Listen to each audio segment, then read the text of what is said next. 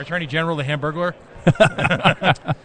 Well, the Hamburglar has been lightened up, I think, by the folks at McDonald's. All right, so he's the... He is the soy Hamburglar, then. By the way, the joys of live gross. radio. We're making hand signals to each other across the 7-foot table we're here at the entrance as we sit here in the Halfway Tree Cafe broadcast studio, live at the Rhode Island Convention Center, here for Canna Con 2015, which, if you're listening to this today, and based on the sheer volume, the size, the outsized personalities sitting at this table, you decide you need to come to, you have a chance. You have plenty of time this afternoon to come, and they'll be here tomorrow as well. And I do a lot of cons. We do the Toy and Comic Show. We do the convention, the Comic-Con coming up here. And I got to say, this is a lot of happy faces here today. Sometimes folks, after walking around a convention all day, they get a little ornery. But there's a lot of happy folks here today. Everybody's having a good time, having a blast. And everybody was able to find good parking, I hear. So, and there's certainly not the same potential for violence that you have at the Rhode Island Beer Fest. Unless we come down to the last brownie. It seems like the out-of-control frat boy element has been eliminated here. So are you guys going to roll down to your first guest now, or do you want to hear some music first? Do we want to roll? Let's just get right into it. Melissa's here with us. We have Melissa Bouchard. I got that correct, right? And she is from the Thomas C. Slater Compassion Center. And she is going to tell us a bit about what they do at the Compassion Center, why they do it, and how they do it. Welcome to the Coalition. Welcome to RI Free Radio, Melissa. Thank you for being here and for having me. So at the Thomas Slater Compassion Center, we are the first state-licensed medical marijuana center in the state of Rhode Island. First and only at this point, There's right? actually 3 centers in the state, 3 licensed compassion centers. We were the first to open. We provide a safe environment for our patients to access medicine in a dignified environment. We have a combination of cannabis that's cultivated in-house, as well as we work with Rhode Island caregivers to provide quality medicine to our patients. We offer a lot of wraparound services to our patients that some folks don't know about. So we have a whole sort of journey to wellness.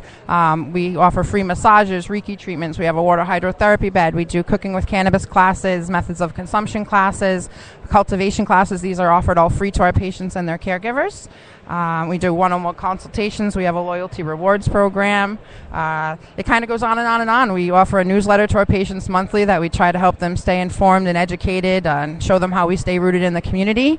And we have a library as well, so folks can check out DVDs and books related to cannabis medicine for free as well. So it's not just about cannabis. It's more of a kind of a holistic approach to people treating chronic diseases. Absolutely. It's a holistic and alternative journey to wellness for sure. Are you seeing a large influx of veterans come through for cannabis? Yes. We have a whole host of patients that are veterans.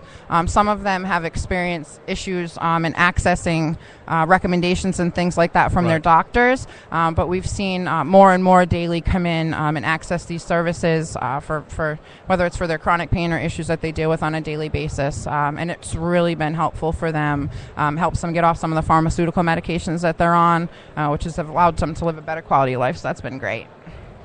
What's the range of illnesses that in a sense, bring people to your doors?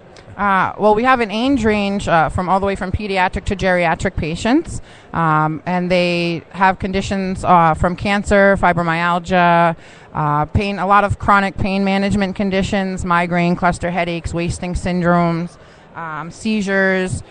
We have clients that are in group homes that this medicine has helped them be able to live more of an independent life or even spend some time with their families and things like that.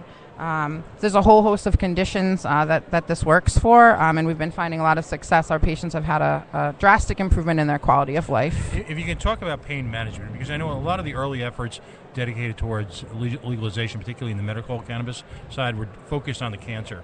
Sure. The cancer issues, and of course those are hugely significant.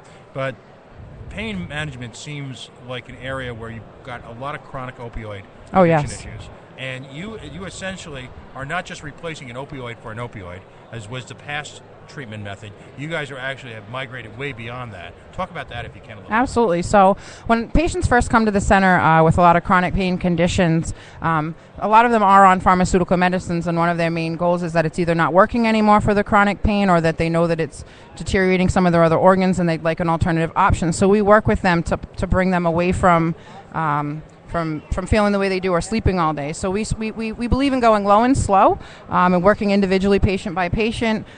This helps alleviate. We work with different types of medicine at the center. So THC is more of a psychoactive effect. Sativas can give them energy, help them stop thinking about the pain for a while. Indicas can help them relax. We have CBD medicine that helps with inflammation and chronic pain management, spasms and things like that. So when a patient comes in the center, we have a variety of different medicine that they can use, from smokables to capsules, sublinguals that go under their tongue, a lot of different edible variations that's been working great. So when patients come in, what we do is, again, we start low and slow, and generally in the first week or two of treatment, they're able to come back on their pharmaceutical medicines quite a bit and have a drastic increase in their quality of life. When they sleep better, they heal better, they feel better, they're able to move their muscles better when the stiffness is relieved. Patients even have been able to get rid of their canes and things like that, lose their headaches, take care of their children. So as far as pain management, we have an epidemic in our state with opioid addiction, and cannabis is the answer to that, to relieve folks of their pain in a holistic and healthy way that doesn't interact with other medications that they're on or cause deterioration of their organs that they have. Well, I think it's important to note too, when you talk about opioids, there's the tolerance factor that comes in, where dosages have to continue to go up in order to achieve the same results. Mm-hmm. With cannabis, it's more of a cumulative effect. I mean, these are substances that aren't being flushed out of your system quickly. So 2 + 2 = 5 with cannabis. Exactly. So once you meet that threshold, it's in your bloodstream, It's in your fat cells, it's in your body already. So it takes less and less over time to achieve the same results. Exactly. So with pharmaceuticals, you have to continue to match that tolerance level and build and nil, and there's only so far you can go. With cannabis, the beauty of this medicine is that we can use the different DNA profiles and the different plants to not have to have such a resistance or build a tolerance so much. The other beauty of it is once it's in your system and you meet that threshold, you're pretty much living a quality of life that's much better than when you're on the pharmaceutical medicine. So absolutely, I agree with you that using this medicine allows folks to... It works. A lot of folks will say, I take the pain relief, the pharmaceutical medication, because I have no other option and it isn't really working for me. The difference with cannabis is it actually works, and it's not something that only works for 6 hours or for 12 hours, especially with the edibles and the sublinguals and things like that. Once you build the cannabinoids up in your system, folks are having, 12 to 24-hour stretches of complete pain relief or relief from the symptoms of the conditions that they're dealing with without the side effects. Talk about the process for a potentially new patient. Do they show up at walk into the center and have someone greet them, or is it online, or do they need to go through? Well, we're actually doing registrations today, so if anybody wants to come down, we do have folks doing orientations here today. If you aren't able to come today, you can come on down to the center. We have an orientation department that will sit with you, go over the paperwork with you, take copies of your license for you, do whatever it is that you need to do. If there's a terminal condition, we'll even try to help you with the Department of Health and see what we can do to expedite that. We are a compassion center. We do whatever we can. So a lot of folks are sort of intimidated by this whole process, and they're certainly welcome to come in our doors and sit down with orientation folks and learn about how to become a patient and the services that we offer. We're open Monday through Friday, 10:30 to 6:30, and Saturday, 10 to 4. So folks can come down during that time, or we do open house tours on Tuesdays between 1 and 2. So folks sometimes be more comfortable if they get a full tour of the facility, and we can sign them up right there. What about the professional staff there? Give us a background on some of the folks who work there in terms of their medical training and where they're coming from. This isn't for a lot of throughout talk radio, throughout I'll call it the working class in Rhode Island. There's a tremendous amount of misconceptions. Indeed. There's this feeling, and I don't want to even perpetuate it, but there's this feeling out there that these centers folks are coming in, smoking a couple joints, hanging out, listening to some tunes, and going home. No. There's no medicating on site by law, and we do run it's a professional environment there. This is about our patients and providing an environment of safety and wellness for them. We employ over 50 people at the Compassion Center at the Slater Center, and the folks there have a large. I myself have a criminal justice degree. That's where I come from. I've worked in justice reinvestment. I used to work for AIDS Care Ocean State and the needle exchange program, and that's where I learned some of the need for this stuff.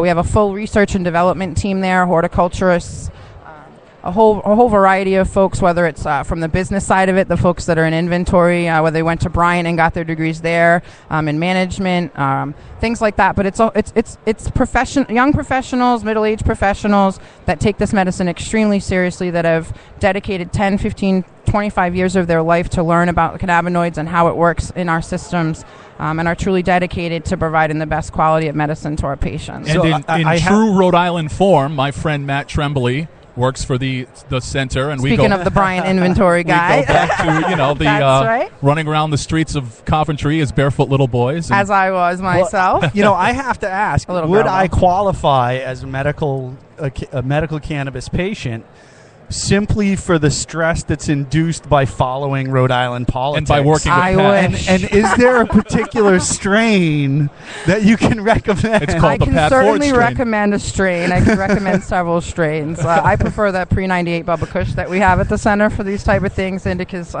help my brain relax. Sometimes I'll mix some CBDs in there. But unfortunately, there's not a strain to deal with what we're up against governmentally. I try to just focus on the patients. That's what we do at the Slater Center. But as far as dealing with what's going on, I just say we really just need to band together. Anybody that's in this building is for the cannabis plant, and we just need to really just stay in the know and know what's going on up on the Hill, and just stay involved and make sure, knowledge is power. So we need to make sure that they understand our voice and be the voice for the patients that can't be here, and hope that we keep this momentum going. I remember days when this was unheard of, when CVS and Blue Cross Blue Shield were in here for their health fairs. Events like this were unheard of. So we just need to keep pushing, coming together, and ingesting cannabis so we can deal with what we're up against. Now, Medicinally. For now.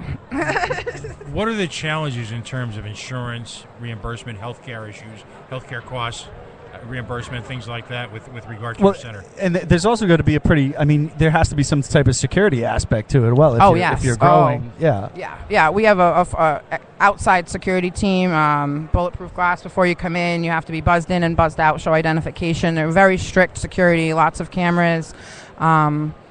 And then, I'm sorry, I totally forgot what your question we're was. talking about health insurance and issues like that. So unfortunately right now, no insurance takes cannabis as medicine, because a lot of insurances are on a federal level. Right. So we need to work on some of the scheduling issues and work that out in order to get insurance companies to help cover some of the costs, because I feel like if they cover, the Marinol, then they should cover, non-synthetic THC. I feel like if they cover chemotherapy, then they should cover Phoenix oil. I feel like if they cover nausea medications, like Zolfran, that they should cover, Bubba Kush. I just think that that's the truth, and it should be an option for our patients. Anti-tremor medications. Any of the antispastic and Valiums and things like that, then they should cover the CBD oil. So patients deserve options, and I think that we need to bridge the gaps. I've actually reached out to companies like Aflac and different places just to see where folks are on this, but I do think that we have a lot of room to go with rescheduling or descheduling is what I would prefer to see, so that we can move forward with